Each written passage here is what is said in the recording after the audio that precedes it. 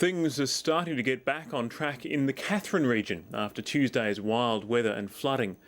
The only highway into Darwin has reopened, allowing supplies and relief travellers to get through. 2.5 days after a torrent of water smashed through the Edith and Cullen River region, cutting road and rail access, the Stewart Highway reopened. Late yesterday, police escorted the first of hundreds of cars across a temporary bridge. Road trains were then allowed through for the first time, with much needed supplies for Darwin. Water levels at the Edith River continue to drop, revealing even more damage and debris.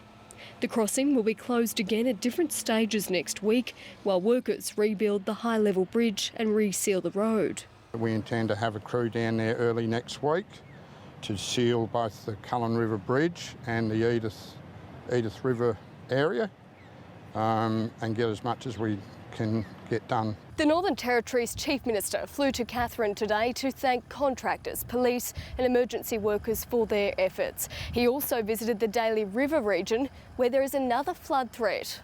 The threat has been downgraded in the latest advice from the Bureau to a minor flood warning, with the Daly's peak not expected until early next week. But residents are being urged to stay prepared. That we are monitoring this, that we do have plans in place. We'll be explaining what those plans are and just trying to reassure people that even though we're in Darwin, many hundreds of kilometres away, we're monitoring this very closely. Ex-tropical cyclone Grant has left a huge clean-up job in its wake. The derailed freight train that plunged into the Edith River is yet to be salvaged, and rebuilding the rail link to Darwin could take weeks. And there are concerns about the environmental impact of a toxic mineral spill, especially for the farmers that depend on the waterway. Those who lost everything in the floods are starting to count the cost, which is expected to be in the tens of thousands of dollars. Kristy O'Brien, ABC News, Edith River.